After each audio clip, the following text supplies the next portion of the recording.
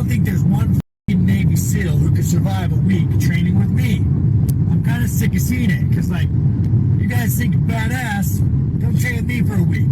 I'll show you what's up. I'll fucking break you. Sean Strickland, the person that he is clearly called out the SF community. This seems to be a reoccurring issue. I mean, it happened some time ago when Strickland called out David Goggins, and he's a king of mindset. He's the mastermind of how to be mentally tough. David Goggins, I heard you're in Vegas. I want to spar you for 15 minutes. You're a tough motherfucker, but I want to see if I could physically and mentally break you with sparring.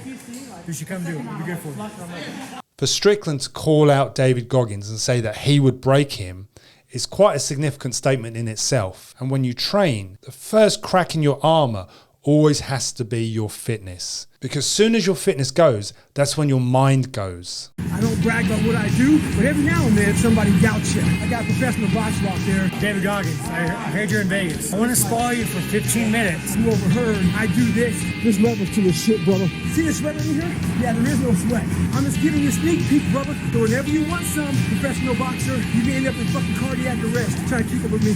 Stay hard, but make sure you're smart before you challenge me. So maybe this is just a backlash of David Goggins coaching Tony Ferguson for his last UFC appearance. That said, Sean Strickland clearly has an issue with the Navy SEALs. So keep watching.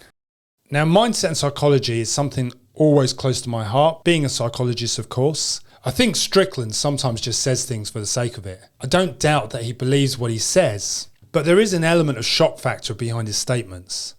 I mean, he goes after the big fish. He's very topical on his approach. At some point, I'm going to do a character study of him. From my perspective, as a criminal psychologist, this dude has a real interesting mindset. He has a predator's mindset. Without a doubt, Strickland exhibits predatory behavior. I mean, Strickland throws this around quite a lot, that he'll take your life. I would take your life gladly. But I don't mean that personally. I would probably anybody in this fucking room for the most part besides my friend. And I'm not suggesting that he doesn't mean it or he doesn't feel it.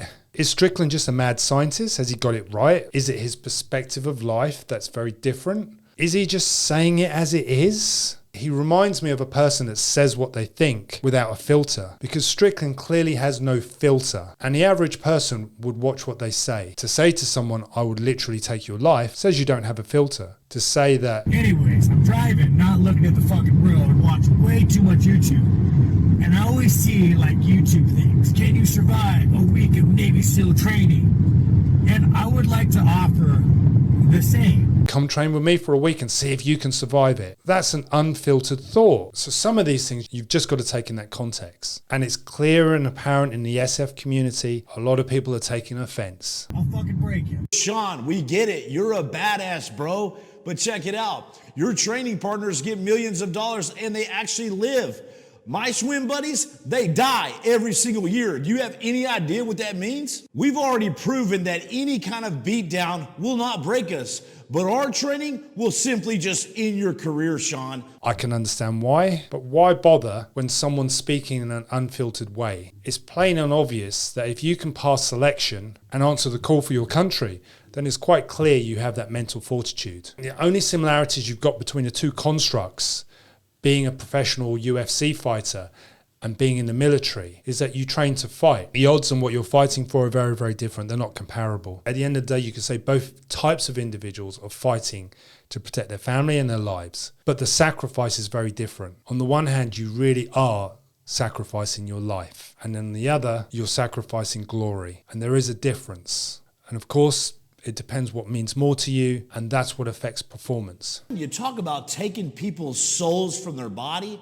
Well, me and my boys, we've actually taken a lot of real souls from people. You know what I'm saying, bro? So my best advice for you, Sean, is to stay in the octagon, keep fighting for that next purse. And us SEALs, we'll keep fighting for your freedom, brother. What controls your performance isn't your level of fitness, it's the mental side. Is how you control your brain. So when you talk about breaking someone, you've really got to look at what and how you're going to break that individual, physically or mentally, or both. Intriguing as he is, some of his statements are just simply out there, way out in the surface, somewhere. That says he does lean into current issues. And most of it seems to be around the issue of masculinity and social dominance. But these are issues to do with fighting or fighters generally. I think the problem here in social media, generally along the spectrum, we're very focused on masculinity. And that's why you've got all of these influencers suddenly wanting to become MMA fighters. Now, if we want to draw some lessons from this, the lessons or the takeaway is very, very simple. Adjust your training. And I've said this so many times. Move away from rounds. Try to fight with an undetermined time destination. In other words, there are no time limits. You see, when you're training with an end in sight, it's very easy for your brain to switch off. But if you never know when that round's going to finish, if you never know when that fight's going to finish, you have no choice but to push on. And if someone's exhausted, you keep pushing them. You see, when you're fighting, the easiest way to think about this is that your opponent is not going to respect the fact that you're tired, exhausted, or can't handle it mentally. I mean, come on, it's obvious they're going to go for you, right? Mental toughness comes down to something within the individual, and you can't expect anyone to come to your rescue. And I guess that's the takeaway from this. Now, here's the thing. You can use this information to make yourself far better for any task that you want to do in your life. The general problem here is that in social media, everything's very easy to achieve. And therefore, it's easy to project what you want to through the social medium. And masculinity is one of those issues, what I would call a problem. And it's completely exaggerated within the context of this medium. But really, when it comes to it, how many people are willing to put the work into it? And that's what's missing these days. The takeaway for me, the lesson is that fighting is a mind game. Yes, it's physical. You have to have the physical tools. When you get tired and you don't easily look for a way out. But if you break that down, really break it down to the smallest molecule possible, your mind went through so many things that allowed you to not tap. And that's the difference between a weak mind and someone that's mentally tough. Thanks for watching.